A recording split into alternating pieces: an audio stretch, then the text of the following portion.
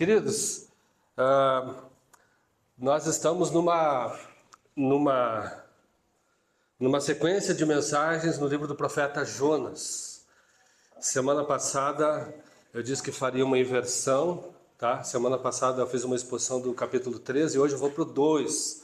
Vou voltar então para Jonas capítulo 2 e o tema da minha mensagem hoje é o sinal de Jonas. O sinal de Jonas, logo você vai entender o porquê.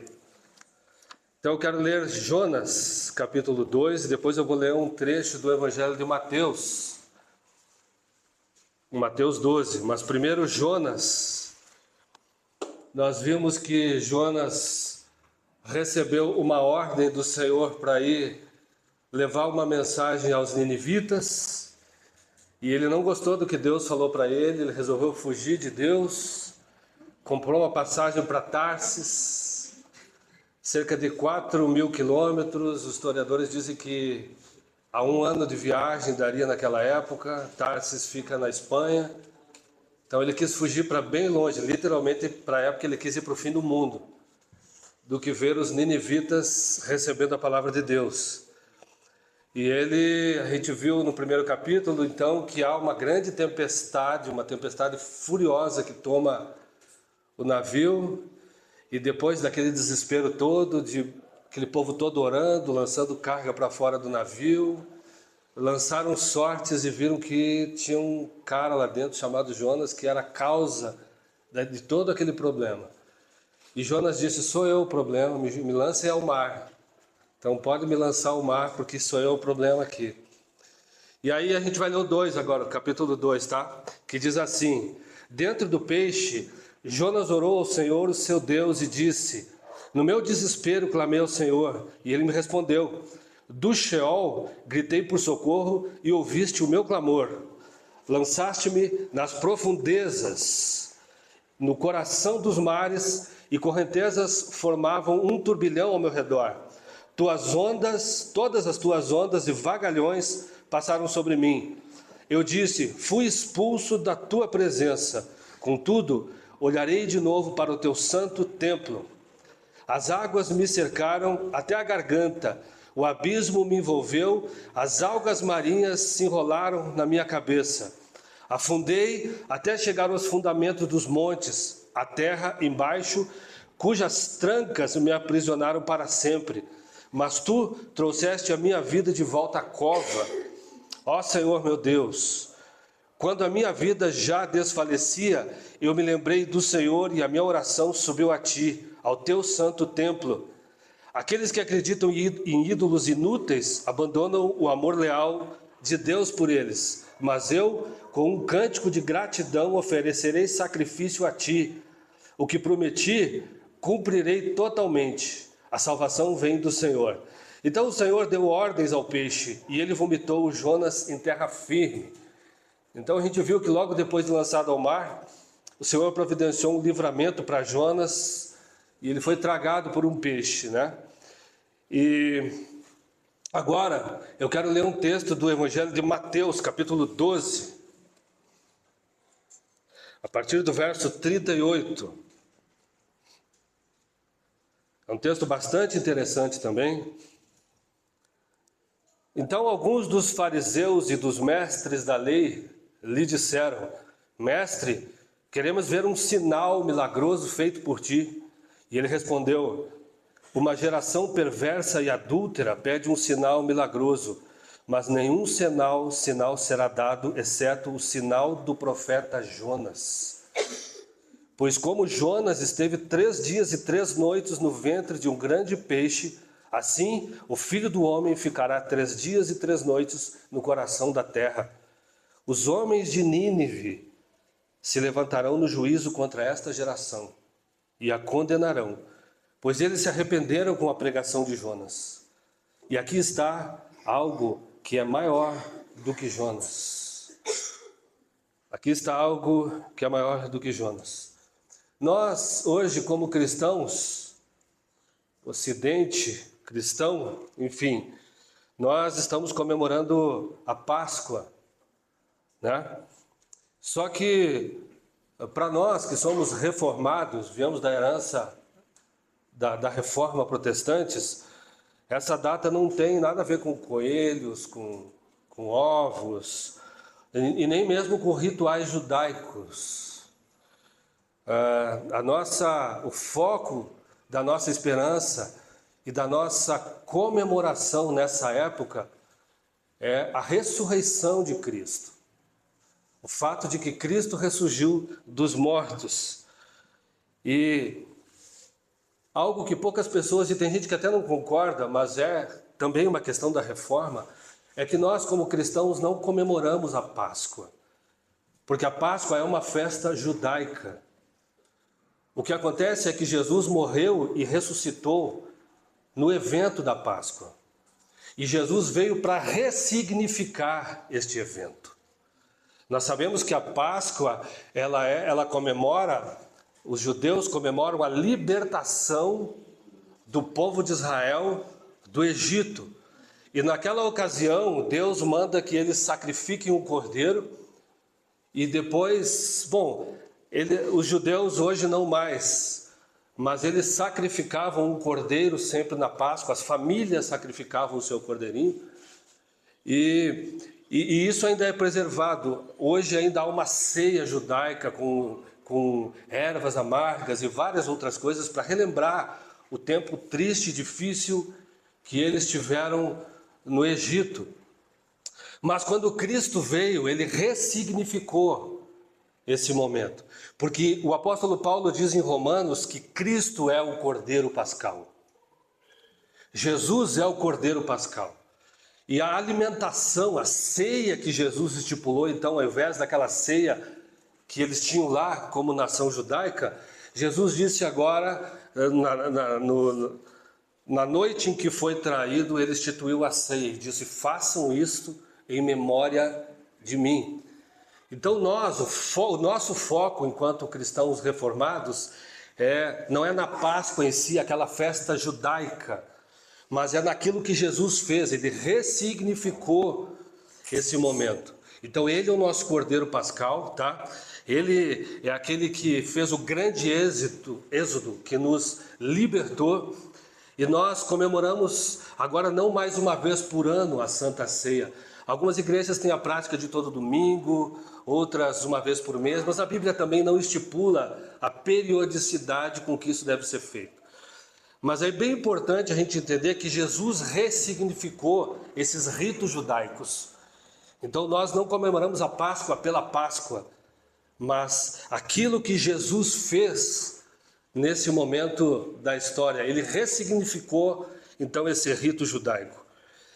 E à luz do Novo Testamento, quando você lê Hebreus, por exemplo, o autor de Hebreus vai dizer que essas coisas eram sombra daquilo que estava por vir, de algo muito maior e mais perfeito, então, em Jesus Cristo. Então essa refeição, ela é substituída pela ceia, o cordeirinho foi substituído pelo único sacrifício de Jesus na cruz, e assim nós comemoramos então esse evento tão importante.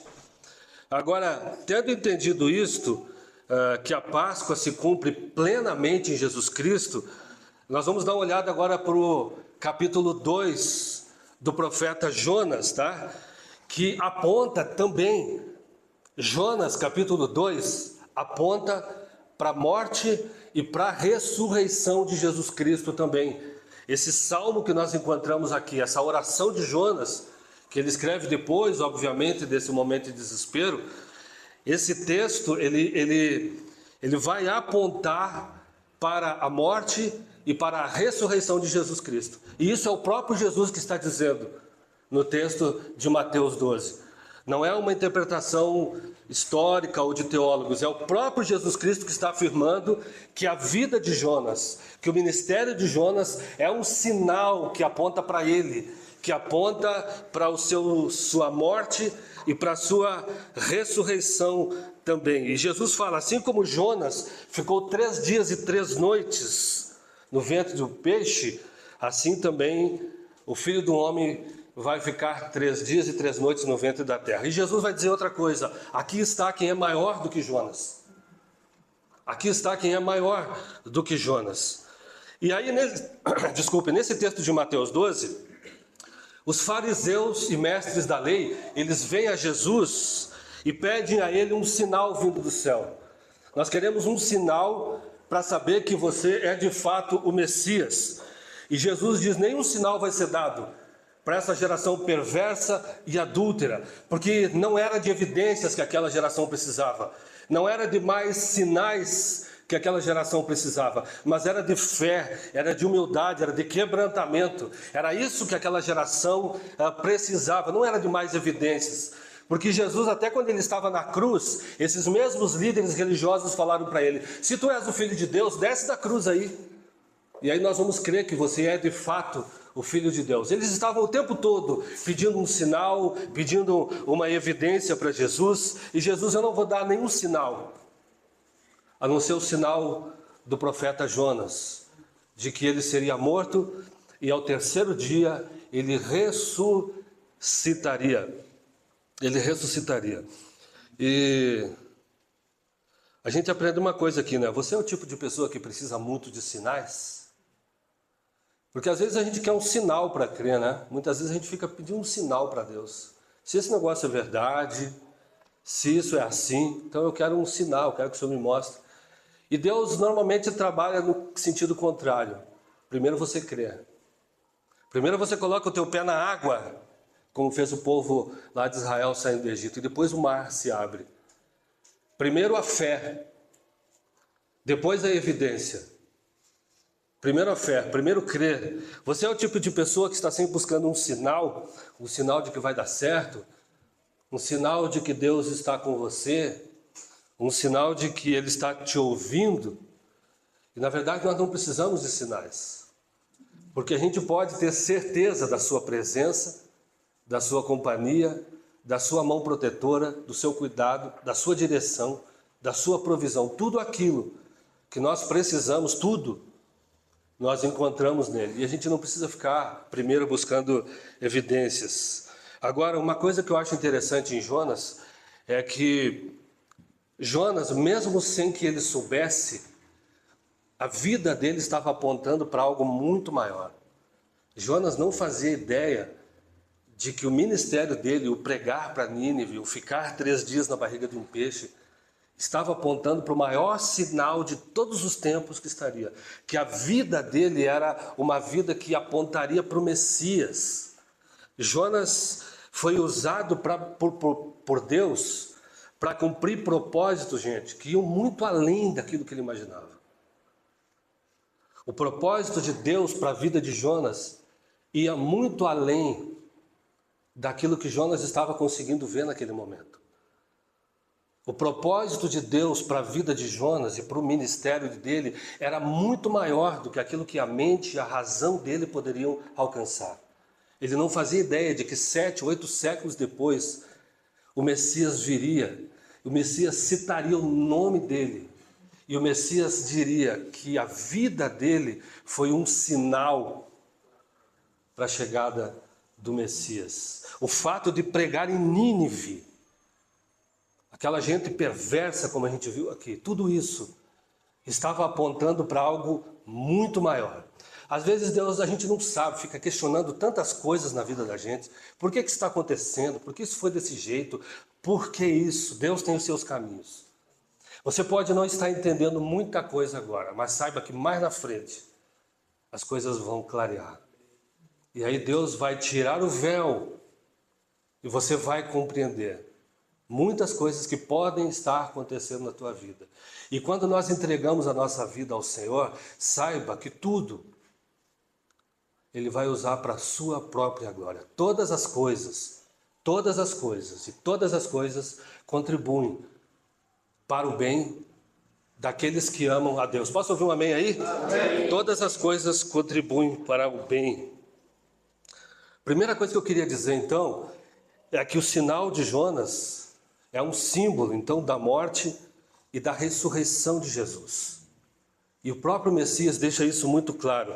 O Jonas é uma parábola viva. O Jonas é um sinal profético daquilo que Jesus cumpriria na cruz do Calvário. Jonas, a gente viu que ele foi lançado ao mar. foi lançado ao mar. E o mar na Bíblia, ele tem alguns simbolismos diferentes. Ele simboliza tempos difíceis, o mar simboliza juízo de Deus e simboliza também a própria morte. Mas o mar tem alguns símbolos diferentes. Quando você olha para Apocalipse, o texto de Apocalipse diz que ele olha e o mar já não existe. Quando ele está dizendo que o mar já não existe lá, é porque a morte deixou de existir. O mar simboliza a morte também na Bíblia. E o fato de que Jonas é lançado ao mar, significa que Jonas foi lançado na morte. Jonas foi lançado num lugar de morte. Ninguém que é lançado ao mar em fúria, sem nenhum outro tipo de intervenção, sai dali. É impossível escapar de um mar agitado, se jogarem uma pessoa lá dentro, sem nenhuma intervenção externa. Ninguém sai de lá, a não ser por intervenção de Deus. E é isso que acontece com Jonas. Jonas é lançado no mar, Jonas é lançado, ele diz que ele vê, ele está face a face com a morte. É isso que ele fala no seu livro, face a face com a morte. E quando Deus envia o peixe, ele fica 3 dias ali, isso simboliza a sepultura. Então ele está cara a cara com a morte e está numa sepultura. Mas essa morte, esse mar e essa sepultura não mataram Jonas. Não acabaram com a vida de Jonas. O Jonas sobrevive a esses 3 dias de morte. Jonas não morreu, porque Deus interveio. Então, tudo isso é um símbolo da sepultura e de um instrumento de morte e também de livramento que Deus dá a Jonas. Então, esse é o sinal de Jonas aos fariseus: 3 dias e 3 noites. Agora, a grande diferença entre esse episódio de Jonas e a vida de Jesus, a morte e a ressurreição, está na natureza dessa vitória. A vida e a morte e a ressurreição de Jonas foram simbólicos, que apontavam para algo maior, que era o Messias. Mas a vida e a morte e ressurreição de Jesus foi infinitamente maior. Jesus diz: aqui está quem é maior do que Jonas. Aqui está quem é maior do que Jonas. Então, queridos, a ressurreição de Jesus é um dos principais pilares da fé cristã.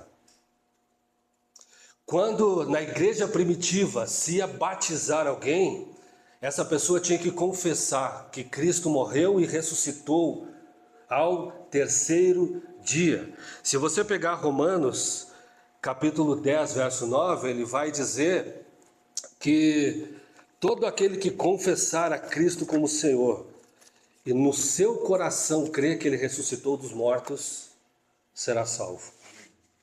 Então a ressurreição, se você tirar a ressurreição do cristianismo, você tirou o seu principal pilar e o cristianismo passa a ser uma mentira. Se Jesus não ressuscitou, tudo que a gente está fazendo aqui é um blefe, não serve para nada. O grande pilar da nossa fé está na ressurreição de Jesus Cristo. Porque o que é que separaria Jesus de tantos outros líderes que vieram na história da humanidade? Senão o fato de que Jesus ressuscitou dos mortos. Buda não ressuscitou, Maomé não ressuscitou, nem tantos outros líderes ressuscitaram dentre os mortos. Agora, o pilar da nossa fé, um dos pilares, é que Jesus ressuscitou ao 3º dia. Essa é a grande diferença, tá? A segunda questão que eu quero mencionar com vocês é que o sinal de Jonas é um símbolo da nossa esperança também em Cristo Jesus. Porque não foi apenas um fato histórico. O sinal de Jonas aponta para mim e para você hoje, aponta para a igreja como um símbolo, como um sinal de esperança. Não foi um sinal apenas para os tempos de Jesus. Além de um sinal para os nossos dias de hoje, também há uma promessa no sinal de Jonas para cada um de nós hoje, que colocamos a nossa esperança em Jesus Cristo e que cremos de fato que Ele morreu e ressuscitou ao terceiro dia. Gente, assim como outros eventos da Bíblia, a Arca de Noé, por exemplo, aponta para Jesus e aponta para a nossa salvação. Se você for olhar para o maná que caía do céu no deserto, aponta para Jesus, aponta para a nossa salvação. Se você olha para a vida de Moisés, aponta para o grande libertador.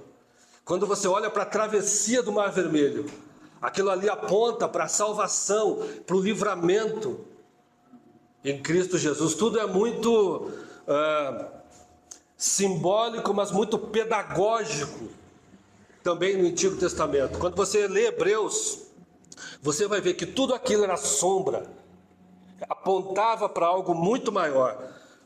Então isso é uma promessa. Então quando o Jonas, ele diz que ele saiu vivo da sepultura, verso 6, parte B do versículo, Jonas diz o seguinte: tu trouxeste a minha vida de volta da cova. Algumas traduções disseram da sepultura. Esse é um verso que aponta para Jesus. Tu trouxeste a minha vida da cova ou da sepultura, ó Senhor, meu Deus. Esse verso aponta para o ministério de Jesus Cristo. Quando Jesus ressuscita dos mortos, preste bem atenção no que eu vou dizer aqui agora. Quando Jesus ressuscita dos mortos, a Bíblia diz que ele foi as primícias, que ele foi o primeiro daqueles que dormem. Jesus foi o primeiro fruto de uma grande colheita que está por vir. O que eu quero dizer com isso? Por causa dessa morte e ressurreição, eu e você não vamos morrer. A gente pode deixar esse corpo, mas é uma promessa de que nós viveremos eternamente com Cristo. Essa é a grande esperança da nossa fé. Jesus Cristo, a ressurreição dele garante um túmulo vazio de todo aquele que crê. O sinal de Jonas para nós, aqui comigo, gente, o sinal de Jonas para nós diz que a morte não tem a palavra final. Há um provérbio judaico que diz que não existe vida após a morte, existe vida após a vida. Existe vida após a vida. João 5, 25 e 28 diz: haverá um dia em que todos aqueles que ouvirem a voz do Filho do Homem vão levantar do seu sepulcro. Assim, quando Jesus ressuscita Lázaro, aquilo é aponta para a nossa ressurreição hoje, tá? Gabriel, tá tranquilo assim, não se preocupa não. Aqui, ó. João 5, 25. Em verdade eu lhes digo que está chegando a hora, e já chegou, em que os mortos ouvirão a voz do Filho de Deus, e aqueles que a ouvirem viverão. Jesus, ele chega na sepultura de Lázaro e dá um grito: Lázaro, sai para fora. Aquilo ali é uma figura do que vai acontecer com todo crente em Jesus Cristo um dia. Todo aquele que ouvir a voz do Filho do Homem vai ser lançado fora da sepultura.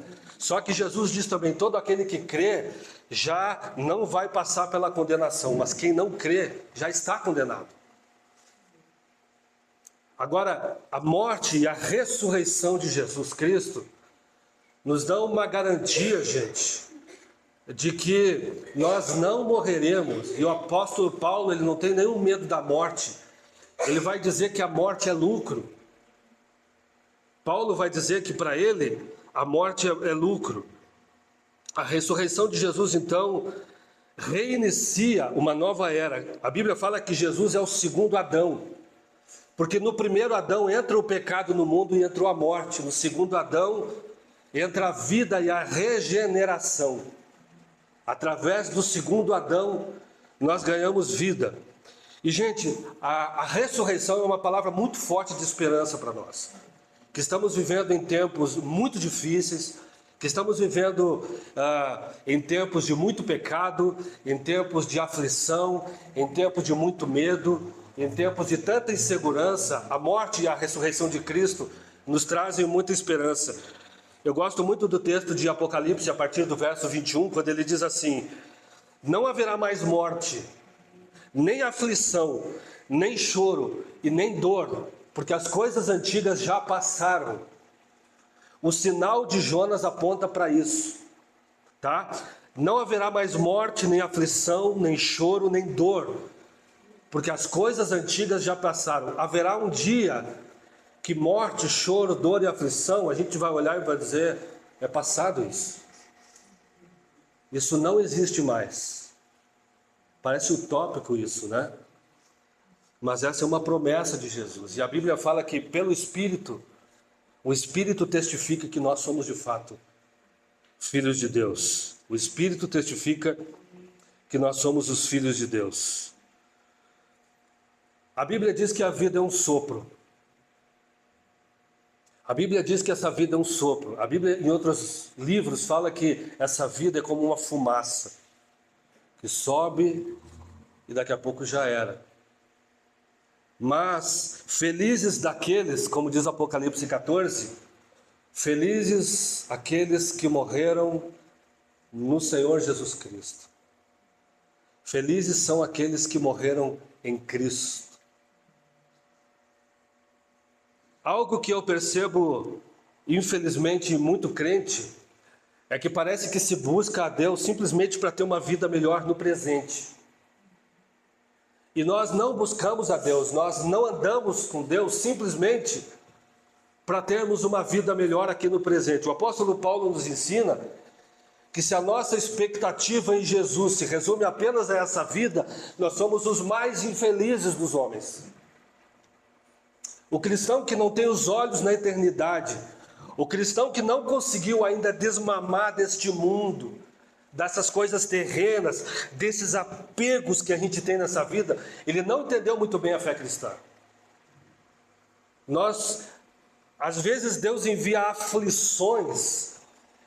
Quem conhece o pastor Russell Shedd, um pastor batista, um teólogo brilhante, pastor, ele faleceu de um câncer já idoso. Ele era um americano, mas que já estava no Brasil há muito tempo. E um dia ele agradece a Deus pela doença dele e pelo sofrimento que ele estava enfrentando. E ele diz: todo esse sofrimento está me fazendo desmamar deste mundo. Está sendo bom passar por isso, porque eu estou desmamando desse mundo. Infelizmente, nós muitas vezes somos apegados demais a essa terra. Nós somos apegados às coisas do presente.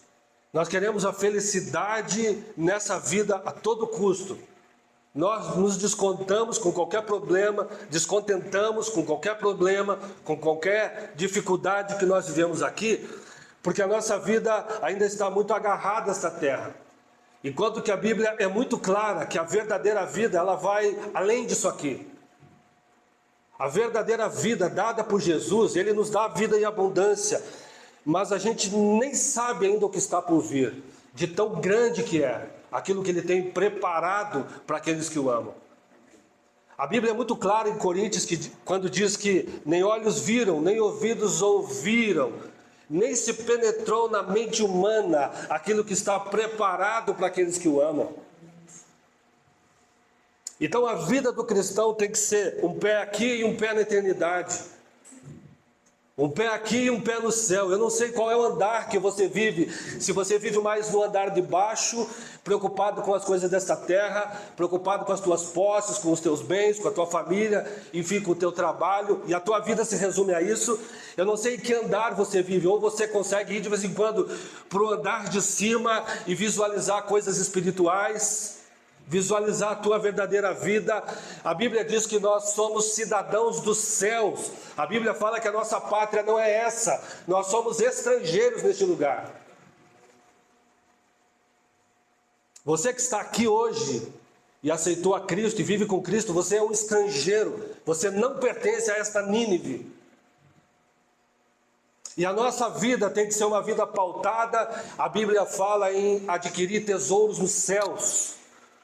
Porque o próprio Jesus afirma: não fique preocupado, não ande preocupado com essas coisas dessa terra.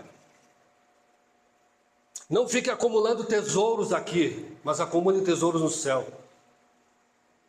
Porque a vida e os olhos do cristão precisam estar na eternidade. É para isso que Deus nos chamou. O sinal de Jonas aponta para isso, para algo muito maior do que nós imaginamos, para algo maior e mais profundo do que nós temos capacidade de compreensão, de compreender. Eu não sei você, mas eu vejo tanta gente apegada, agarrada a essa vida. Às vezes Deus está levando o camarada, está levando alguém, e a gente quer segurar o tempo todo chorando, pastor, ora, pastor, ora. Quando chega a hora, querido, deixa a pessoa partir e estar com Jesus.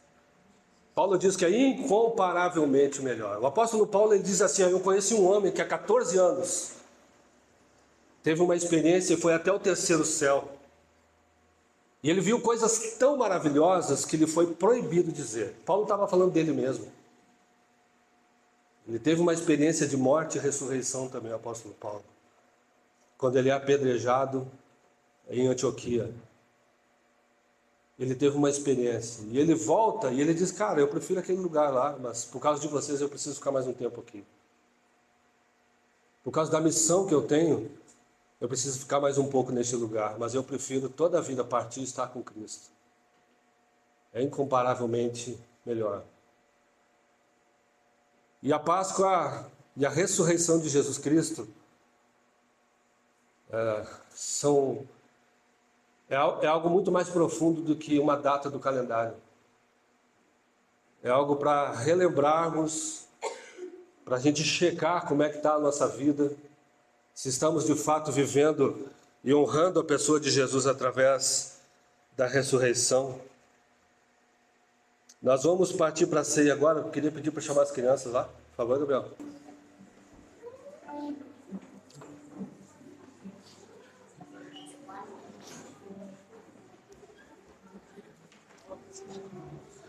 Então essa foi uma ordenança dada por Jesus. Essa foi uma ordenança dada por Jesus quando ele diz que o sangue dele estava sendo derramado por muitos. Agora já não é mais o sangue de um animalzinho, mas o sangue do próprio Cristo, que foi derramado em nosso favor, para que a gente fosse perdoado por Deus. Ele também diz que o seu corpo seria partido. E ele estabelece esses elementos aqui como símbolos. O suco, aqui no nosso caso, era o vinho, tá? E o pão, mostrando que o seu corpo seria partido. Isso tudo, quando a gente olha para esses elementos, a gente pode perceber que isso, quando a gente participa deles, não é um mero ritual. É um ritual que a gente está participando uma vez por mês. Assim como Jonas e seu ministério apontavam para algo muito maior, que Jonas não tinha nem consciência, nós estamos aqui diante de elementos que estão apontando também para algo muito maior. E que no momento a gente não tem consciência da profundidade disso aqui. Um dia os nossos olhos serão abertos e a gente vai entender plenamente o que é que Jesus fez por nós na cruz. Por enquanto a gente entende um pouquinho, mas um dia vamos entender plenamente o que Jesus fez por nós. O dia em que as nações estarão diante dele para dar conta dos seus atos. Isso aqui e o fato de termos participado da mesa do Senhor representa o perdão, representa livramento, representa a vida eterna, vida plena. Vamos orar? Eu queria pedir a ajuda do Samuel e da Cláudia para distribuírem devagarzinho esses elementos. Eu vou orar primeiro, tá? Pode pegar. Mas eu só peço que vocês distribuam depois que a gente orar. E eu queria pedir que vocês pudessem segurar isso para a gente participar juntos depois, tá bom? Senhor, muito obrigado pelo sinal de Jonas. que aponta, Deus, para algo tão grande, em que o próprio Jesus afirma, Senhor, que ele era muito maior do que Jonas, e que o que ele veio fazer, Senhor, era maior do que aquilo que Jonas fez. Senhor, nós estamos nesse domingo de Páscoa, comemorando, Senhor, a ressurreição do nosso Senhor Jesus Cristo, e junto com isso o perdão e a vida que ele nos deu. Senhor, nos ajuda a viver honrando esse sacrifício, a não tratar como algo banal, mas que a nossa vida honre o sacrifício de Jesus, Pai. Que a gente possa honrar o Senhor Jesus Cristo com a nossa vida, e como diz Paulo, que a nossa vida seja um sacrifício vivo e agradável a Deus. Abençoa, Pai, esses elementos, cada família que está participando, só dos nossos corações. Senhor, se há alguém que a gente precisa perdoar no nosso coração, Deus, se há alguém que a gente precisa liberar perdão, nós queremos perdoar agora. E queremos também, Senhor, pedir perdão pelos nossos pecados, pedir perdão por tudo aquilo que há em nós que te ofende, ó Deus. Que o Senhor venha nos lavar nesse sangue tão precioso, Pai. Assim nós oramos em nome de Jesus. Em nome de Jesus. Amém e amém.